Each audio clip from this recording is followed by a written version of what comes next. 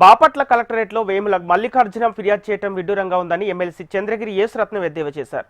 2023 జూలైలో గ్రానైట్ ఫ్యాక్టరీలో వాటా కోసం మల్లికార్జునతో ఒప్పందం చేసుకున్నామన్నారు. కొన్ని కారణాల వల్ల ఫ్యాక్టరీ రిజిస్ట్రేషన్ కాలేదని, ఇద్దరు వాటాదారులతో మాట్లాడి సెటిల్ చేశానన్నారు. సెటిల్మెంట్ ప్రకారం 70 లక్షల రూపాయలు చెల్లించామని వెల్లడించారు. తాము చెప్పిన రేటు కంటే ఎక్కువ వస్తే అమ్మి ₹2 వడ్డీతో డబ్బులు కట్టాలని రాసుకున్నట్లు పేర్కొన్నారు.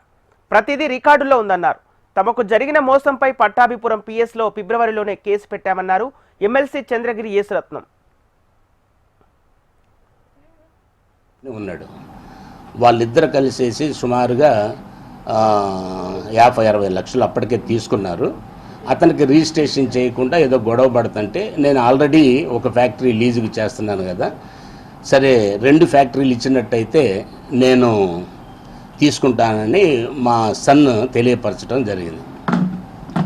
దానికి అంగీకరించేసేసి, ఎందుకంటే ఆల్రెడీ నేను ఇంకో ఫ్యాక్టరీ లీజుకి చేస్తున్నాను కదా, దానికి అంగీకరించేసేసి ఒక రేటు కుదిరించుకొని, ఒక రేటు సుమారుగా మరి 2,40,00,000 రూపాయలకి కుదిరించుకొని అగ్రిమెంట్ చేసుకోవటం జరిగింది.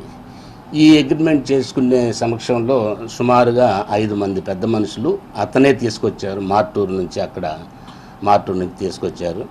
సుమారుగా మంచి సౌహృద్భావ వాతావరణంలో అందరూ కలిసేసి అప్పటి వరకు వ్యాపార లావాదేవీలన్నీ కూడా చూసుకొని ఒక అగ్రిమెంట్ జెంటిల్మెన్ అగ్రిమెంట్ లాగా ఆన్ పేపరు తయారు చేశారు.